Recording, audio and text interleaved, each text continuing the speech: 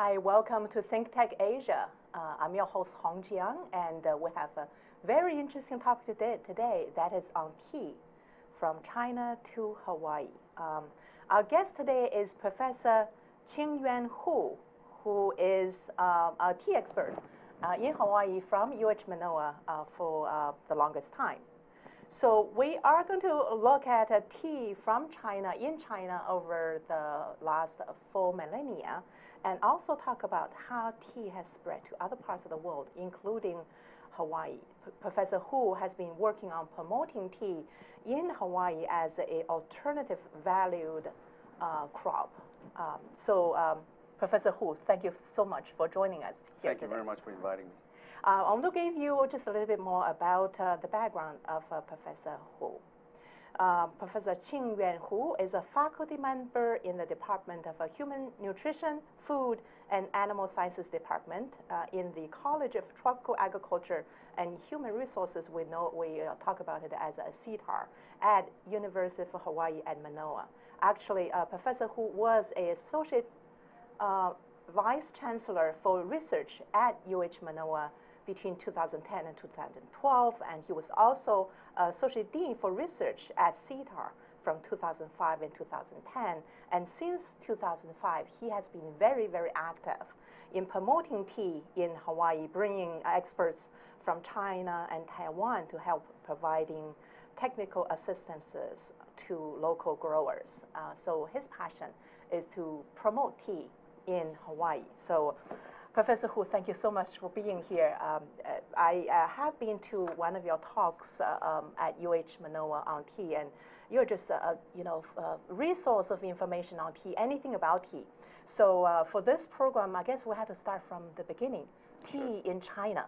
Sure. Of course, we all know tea started to be used the earliest in China. How early? Well, it's almost 5,000 years ago. I did bring some slides. So let's the control room. Let's look at the first slide. Yeah. If you can, this one shows the picture of we call it in Chinese called the Shen Nong Shi, or the Emperor of the 5 Grains, and this person was considered as the first person established the agriculture practice for Chinese people. He's also credited, testing all the plants, and so Shen Nong is very important. The story was he was traveling and then tasting different kind of plants, and one day he tried 72 poisonous plants, and he got sick. So the story was that he can see his own stomach, so his stomach was churning. And then he happened to have boiling some water, and there's a leaf come from a nearby tree, drop into the pot, and boiling the leaves, and he started drinking it, and his problem went away. That turned out to be the tea leaf, right? That turned out to be a tea leaf. Okay. So he was credited to discover of the use of tea as a medicine.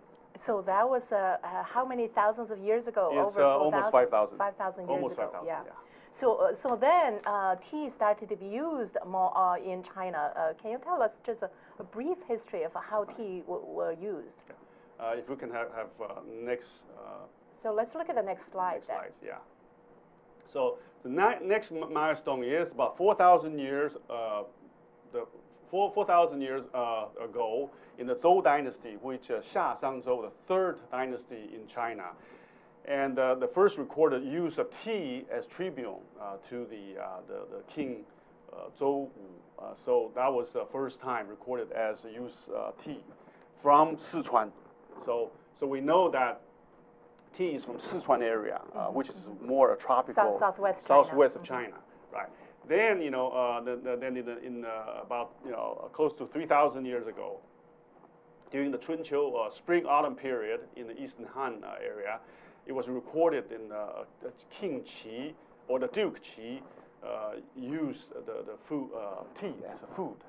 So cooking tea is normal use at a time. So And then, you know, the earliest recording of the tea as a commodity trading was recorded in the West Han, I said 59 BC. So that's pretty early. It's a little bit more than 2,000. You know, right now it's 2014, so 19 years ago, or no, it's a little bit longer than that. Was recorded as trading as a commodity. So, and then later on in the Eastern Han, which is it's about a little bit less than 2,000 years ago, it was recorded that Hua Tuo is the most famous, you know, Chinese herbalist. That he discovered that. Well, he said he wrote that drinking tea will improve your thinking, and so it was the first record of functionality of the tea. So, can we go back to that slides with the tablet, stone tablet? So, if you see that this old tablet was still in Sichuan province in China. It's a temple called the Ganlu Si, Ganlu Temple. So here was the first tea plantation was established in China. So the monk, priest Wu, planted 7 tea plants in this temple. So if you go visit today, you still can see it. That's interesting. A temple played an important role in tea planting and use. I want to bring that back later when we talk about maybe about the Tang dynasty. Yes. Yeah. Okay. So then in the Jin dynasty, okay, this is 265 300 AD.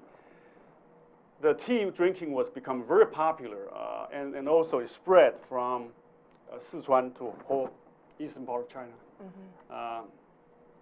So, and then the next dynasty is the Sui dynasty. The drinking become very popular. The story of this dynasty is that there's only 2 emperors in Sui. The Sui Wendi, the first emperor of Sui, he's got headache, and so people say, well, why don't you cook some tea? So he drink a lot of tea and cure it, because of that become very popular. Well, the emperor says the words, right? So now we come to the Tang dynasty, which is about, you know, from 618 to 900 AD. And so that's the peak for people who are not familiar with Chinese culture. That's the peak of Chinese culture. You know, cultural development that was over 1,300 years ago, around then. Right, especially for the tea. Yeah. So in Tang dynasty is the first time the government established the factories to make tea. Okay, and also the first tea tax was imposed. Let's look at the next slides because yeah, this is the one. Okay, so this slide shows that Lu Yu is a very famous character because he's the first person who wrote a book about a tea. So people worship this person, and he was brought up as orphan in the temple, and he basically wrote the book of tea, described the processing, the growing, processing, and the serving of tea. And during this time, a lot of Japanese monks came to China. So they brought the Buddhism to Japan and also bring them with the tea. So that basically started the tea in Japan. That now in Hawaii we know more about Japanese tea than Chinese tea, but China really was a source of this tea culture. Right. Before you move on, I just wanted to kind of get a sense of the change and development. So first as a medicine, and then food, and became more and more popular. Is it fair to say that in Tang Dynasty, this is after text by Lu Yu, then tea became more of a popular drink? That's correct. Okay. That's so before that, it wasn't served as a drink. It's more as medicine and food and other things. Right. Yeah, people definitely cook it and drink it. It's not as a drink, but as a food item. Yeah. Okay, good. So we'll move down to the Song Dynasty. Okay, the Song Dynasty is an interesting dynasty because Song Dynasty was divided by North and South. North Song is probably the strongest dynasty in China, based on its population. In the North Song at the time, population of China was highest until in the late Ming Dynasty. So the last emperor of the Song Dynasty, or second to last, is Song Huizong. Song Huizong Zhaoji, he's a person, he has a calligraphy, he's a calligrapher. He has a style called a Shou Jin Ti, a slim gold style. He also wrote a book personally. Fascinating. He's very talented, not good with governing the country, but really good with other things like Yes. arts and paintings and tea, right? He loved paintings, he loved writings, he loved drink tea. Okay. So he wrote a book with 20 chapters from how to blend the tea to how to process tea and drinking tea. So a very interesting character. Before you move on, I wanted to mention, so in the Song and Tang and Song dynasty, this is over 300,000 years ago, tea was used mostly as in a powder kind of form, right? It was made into cake and then ground up and then sifted as a powder, like what you see in the Japanese tea ceremony, the matcha. Yeah. Well, excellent question, because tea was in brick form in Tang Dynasty. So when Japanese brought the tea back to Japan, it's in that form. Yeah. But onto the Song, actually still mainly is brick tea, but we have to go down, one more step. So let's go down to Yuan Dynasty. Yeah. So Mongols are controlling China at that time. And during that time and end of Yuan Dynasty, the tea shop, tea factory was well spread. So drinking is very popular. So traditional brick tea gradually give away, become loose tea. Okay, so that happens in the Yuan Dynasty. Okay. So from brick to loose, so today we are not familiar with the brick tea form anymore, right? So, come back to the Ming Dynasty. Ming Dynasty started so here we're talking about maybe 600 years ago, 700 years ago, right? Right. So 1368 is Ming Dynasty started. So actually in 1391, the first emperor of the Ming Dynasty, Zhu Yuanzhang, he decreed that from now on all tea must be in loose form. Why is that? We don't know, but he doesn't want the round-shaped pressed tea. So he said all the tribute tea has to be in loose form. So, but anyway, so that's when the loose tea become popular because of decree. So now, if you look at China, where tea is growing, let's look at the next slide, please. Okay, this slide shows the area, the regions of the tea were produced in China. So basically, the southern part of China. The northmost of the place you can grow tea is in southern Xi'an, Henan. So it's interesting if you look at that this figure from the bottom in the Yunnan, Sichuan province on the southwest side, which in green is a green color. Okay. To the lower left bottom. So that's where the tea coming from.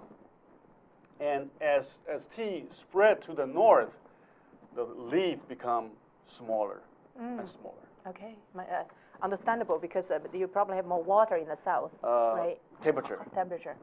Okay. So the tea from different region of China really is very different. So great. So let's take a quick break, because I know you're going to get into talk about all different kinds of teas in China you never heard about. We're going to get to that after the break. This is ThinkTech Asia. We've been looking at tea from China to Hawaii. We'll be right back. Mahalo for watching ThinkTech Hawaii. We are a channel dedicated to raising public awareness about the importance of technology, energy, diversification, and globalism to the future of Hawaii.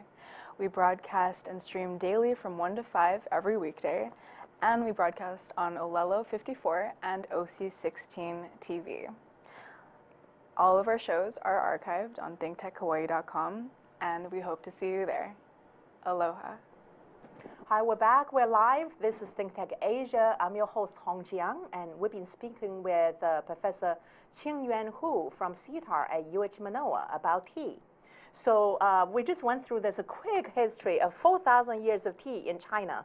I'm sure there's just so many stories there. We don't have all that time to get into it. But one thing I do want to have you, have you talk a little bit about before we look at the different kinds of teas in China is this, that temple seems to be playing an important role in China.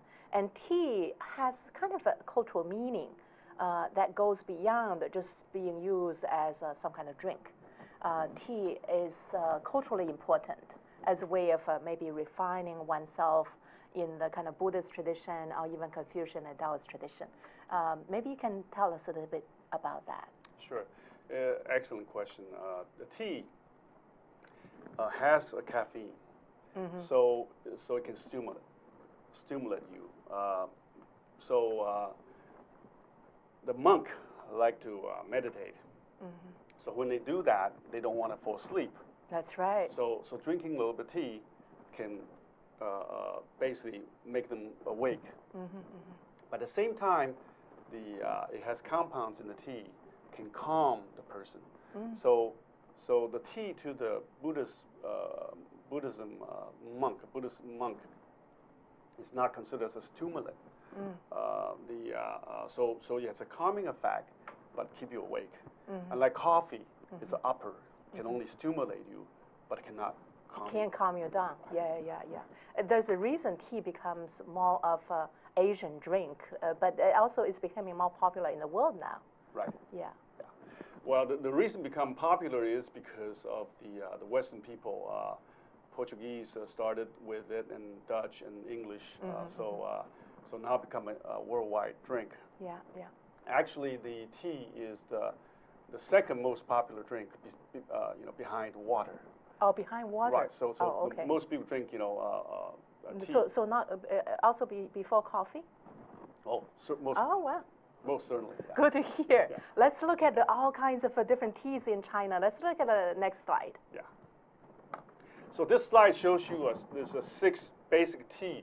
On the bottom, you can see from left is a green tea, and you have a yellow tea, and white tea, and oolong tea, and black tea, and dark tea. Okay, Chinese produce most of the green tea, but the rest of the world produce most of black tea. The Westerners right now will know white tea and oolong tea, but you realize that out of these 6 tea, every one of them except oolong tea is with a color, except that dark tea. Dark is not a color. But dark tea in Chinese translation is black tea, and black tea in Chinese translation is red tea. Red tea, that's right. Okay. So oolong tea in Chinese is also a name. It's called the Qing Cha, or green bluish color. So more color shades in the Chinese right, description. Right. So, but oolong tea is also a good name. The reason because it's representing tea plants, also representing a type of tea, the type of processing. So on the second, in the middle row, you can see this green tea is non-oxidized, and look at black tea is fully oxidized. So the oolong tea is partially oxidized. You note that I don't use the term fermented. Oh, okay, yeah. Because there's no fermentation involved, okay. Except the dark tea, which is like pu'er tea, Hunan black tea. Yeah. These are fermented. Okay. But in ancient time, even the dark tea is made as a green tea, is by through the transportation, storaging. There's a natural fermentation took place. So if you don't drink it quickly, then it becomes kind of oxidized. Oxidized. Yeah. But if you store in the right place, for example, in the southern Yunnan or in Hawaii, then that will turn into fermented tea. Oh, so okay. you have okay. you have a fungi, different kind of funguses and fungi, bacteria, yeast were working in there. So now Chinese has developed since early 70s using artificial fermentation to make the dark tea. So it's called fermented tea. Let's look at the next slide because it shows the different colors of the different tea. It kind of makes sense. Yeah. Okay. Now you can see the top left top one. It's a green tea, and look at the color, and also to their side is the dry tea. You can see it's green. Then you have yellow. Yellow tea is a very minor tea in China. Basically, you cover the tea up a little bit. In Chinese, we call it men. So then you become yellow. So the green turns into yellow. Right, oh, like in cooking. If you're cooking your yeah. vegetables, you put a lid on, then it turns yellow. So that becomes yellow tea. And then you have a black tea, but you look at the color, it's red. So Chinese call it red tea, but you look at the dry leaf, it's black. So it's a very confusing to the Chinese, but it's translation. But you look at the white tea. White tea is interesting because it's very popular. My daughter introduced me the white tea actually. The white tea is not confusing tea because the white tea can be a little bit oxidized or it can be made into green tea. It just has the hair, like down here on the leaves. On the back of the leaves. On the back of the leaves. These were very young leaves. Right, yeah. So when you have a lot of downs, and then you will have a reflection of white light. Yeah. So you got white color tea. So the white tea supposedly most closely to the nature state. Okay. So a lot of American, generation Y, I guess, love it. As we talk about the different kinds of teas, so from green tea, white tea to green tea to darker oolong and also black tea, the time you use to use water to steep it is going to be longer because it takes longer to bring out the flavors. That's my understanding. Is that accurate? Not necessarily. Okay, not completely accurate. Okay. Usually we make tea wrongly because most people know the black tea. So the black tea you can use in hot water because it's completely oxidized. That's right. Yeah. But even black tea, if you're using a little bit lower temperature, and you will taste the sweet flavor from the tea. So, okay. So most people, most mistake we made is, we're using hot boiling tea, water, and to make our tea, and basically that kills the green tea. Oh, okay, okay. So there are a lot of studies been done. If you brew your tea using 65 to 70 degree centigrade, then you will brew the best quality of tea. Okay, now the viewers, beware. Right. Now the reason, but ancient Chinese people are using lower temperature. We just didn't realize that because when you're boiling the water, you had to bring from one place to another place, and you put your water into the water jar, and then you pour the water onto the cup, and then so all these process you lower your temperature. So right now is you cannot because we have electrical pot, and so you can boil the water and put in. Everything's too instant. It's a 98-degree water and the tea you brew out is always bitter.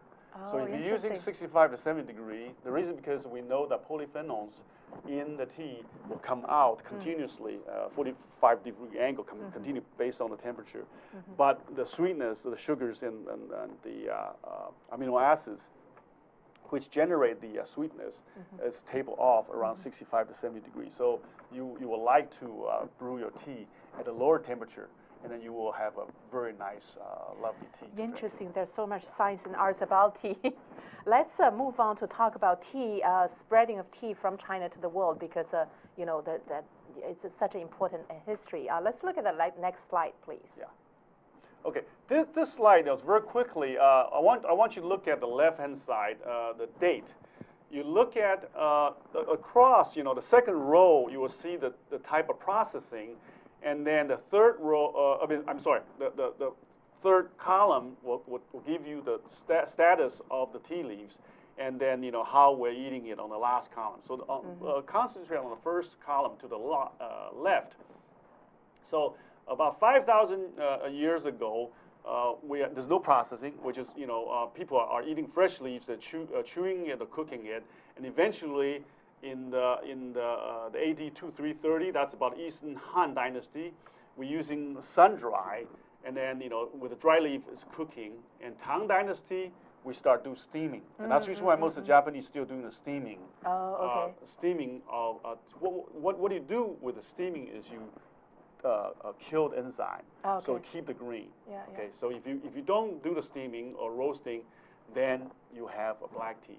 So you see that until the pretty much Ming Dynasty, all the teas are in one form, which is the green tea.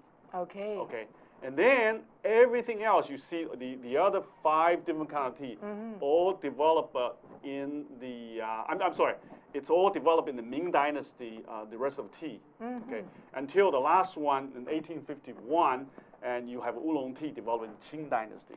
And interestingly, not all of these different teas have spread to other parts of the world Right. from China. Right. Let's look at the next slide, please. Yeah. So the next one is looking at the effect of spreading of tea from China to the world. So eventually the tea went to all different places. Now look at the left side. I put the C route. So you look at the Dutch, English, French, German, Italian, Spanish. They all pronounce the tea in the way of tea, except Portuguese, because I read the red one. Portuguese is a cha. And then on the right-hand side, Japan, Korea, Russian, India, Thai, and so all the nations next to or neighboring to the China are pronouncing as a cha, and actually cha is So the Chinese that's Mandarin. how Mandarin people call tea as cha. And also Cantonese. Oh, Cantonese also. Also cha. Okay. Okay. Where does the tea come from? From the sea roots coming and going out. Very interesting. So the tea is only one people is Fujianese. Oh, Southeast China. Southeast China, Fujian province. So Amoy, right now called Xiamen. The old name is called Amoy. It's a major exporting port for the tea. So the only reason why the Portuguese using cha is because they are the first person to reach China. They start trading with China, and then although they started in Macau, apparently when they know these words before. Okay, and I will explain a little bit later. Okay. Okay. So if you can show Let's the next look one. at the next slide. Yeah. Yeah, so this is how tea was transported through the land route. And the Chinese, we call it a seahorse ancient road. There are probably 4 or 5 different roads from south of Yunnan province and Sichuan province, going all the way to Tibet, Mongolia, to Russia.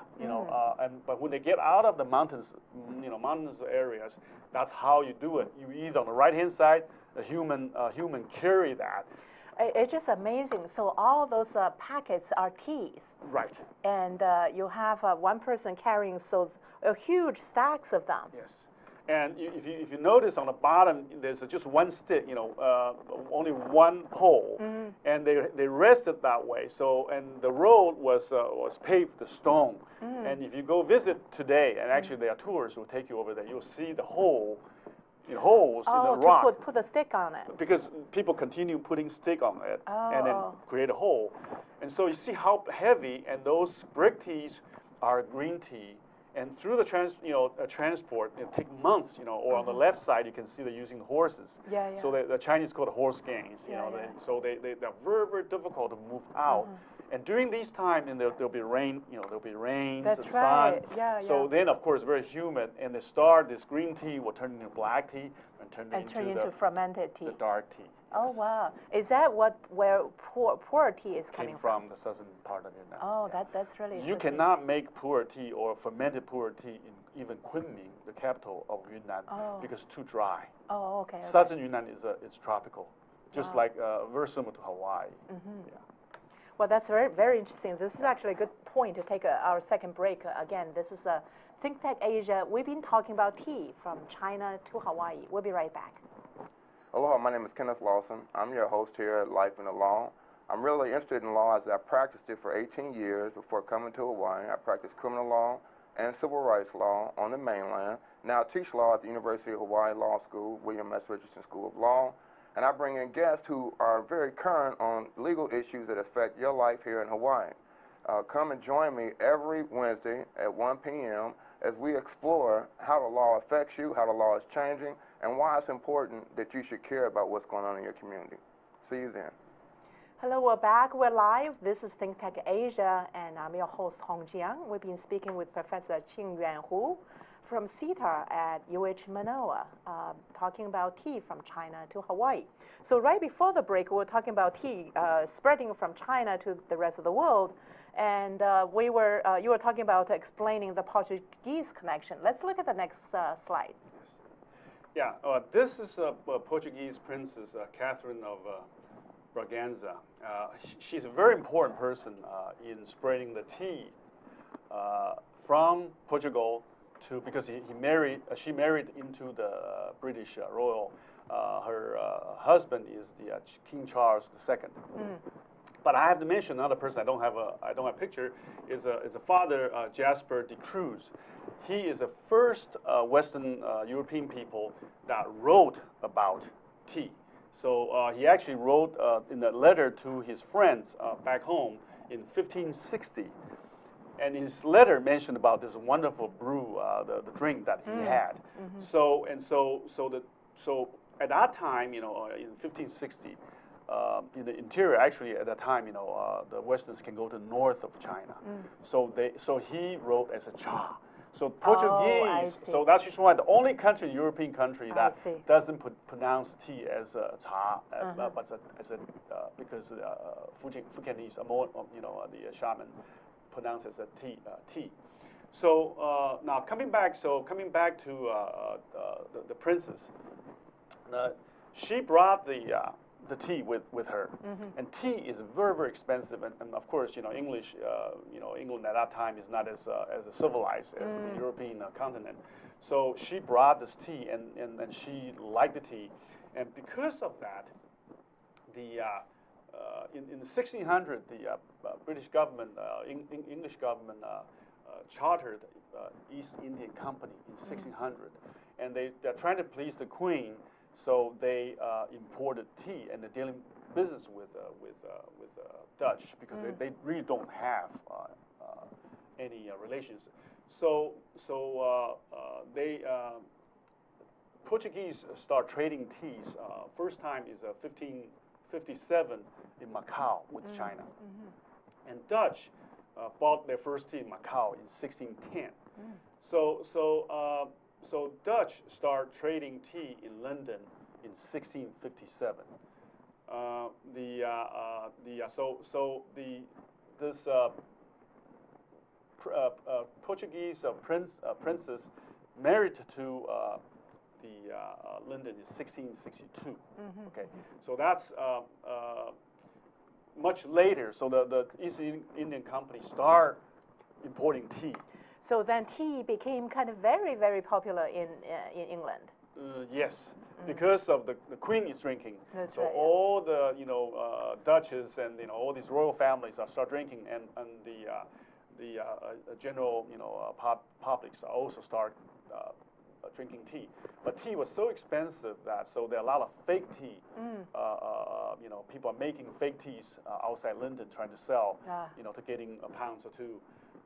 So it's interesting that as I said, they started importing tea, British in 16-something, but by 1750, they imported more than 10 million pounds of tea just by British alone from China.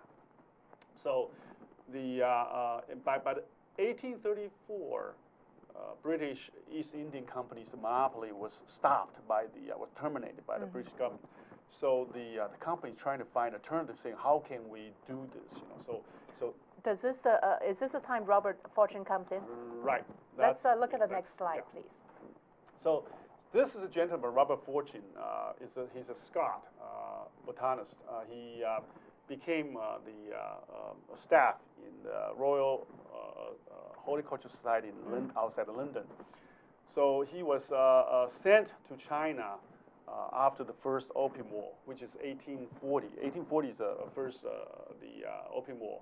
Talk a little bit about the connection of Opium War and tea. That's kind of interesting connection there. Okay, so because Chinese does not need anything from the Western countries, so every time you want to deal with China, so mainly it's tea plus of course we call it China porcelains, tea and silk. They want cash, they want silver. So all the silver in the world end up all in China. So then that's when the British, they run out of silver, so they start changing their using the gold standard instead of using silver. So so in order to get the silver back, and so they discovered that Chinese loved to smoke opium. And although opium has already banned by the Chinese government, by the emperor, but they are smuggling. So British, the English people decide, well, we can grow opium very easily. Before that, opium was produced in mainly Persia, Iran right now, and also Afghanistan, and then used as a medicine. So British start growing opium in India and ship to China, and they were doing the transaction on the open sea. So tea for opium. That's the trade. Right. And so eventually Chinese bought more opium than they can sell tea. Then of course the silver start flowing out to England. Interesting. And so Robert Fortune, we're back to the Robert Fortune. That Robert Fortune went to China as soon as the first Opium War ended. And well, the Opium War is because the British trying to force Chinese to buy opium, and the Chinese lost the battle, war. They have to accept the deal, and so they're still, buying the opium. So Robert Fortune went to China in 1843 to collect all the plants, and he happened to he wrote a book. He actually there are more than 200 type of plants, flowers, with his name on it. He collect mostly from China. For example, Mudan, the very famous Mudan, or the Dujuanhua. Oh, I didn't know he all planted these flowers are collected from China. So this is on the 1843 trip. So he wrote a book, become a very popular. He become a well-known and very wealthy a writer. British Eastern Indian Company. Oh, geez, we can use this guy. So he sent this person to China.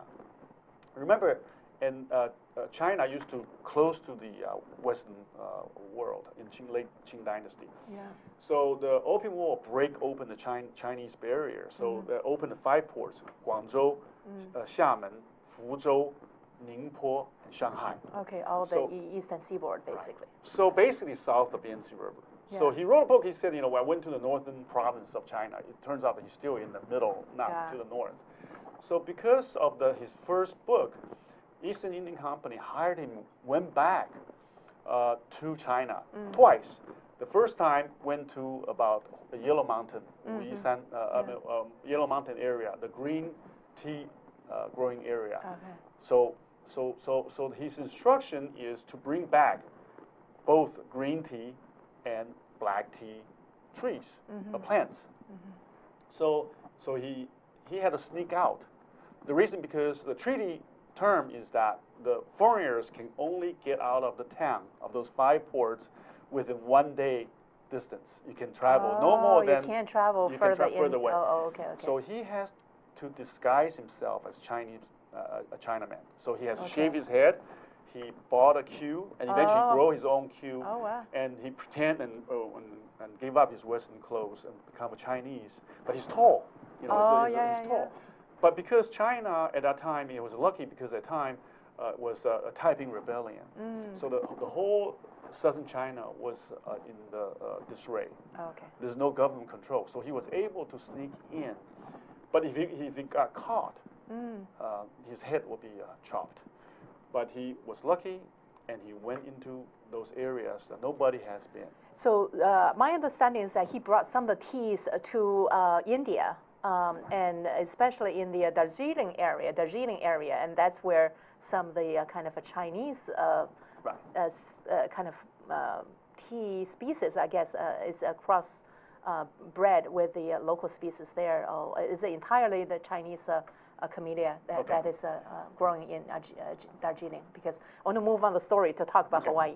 So he went to Robert Fortune went to China twice. The first time is to the green tea area in Anhui province, and the second time he went to mainly the Fujian, the Wusan area, where it's famous for the black tea. That's right. Yeah. So, but most people ignore one thing is not only he sent thousands and thousands of plants and seeds to India, not to back to England, but the place, the end distant destination is in Darjeeling. So if you go to Darjeeling, the Indian will tell you that all these tea plantations, tea are from China. That's really but another area, which is Assam. Assam has been producing tea actually, in 1830 something, but their tea was less quality. They just, they are tea plants. Yeah. So the interesting thing is, which people fail to recognize, which is he brought 8 tea masters, actually 5 tea masters and 3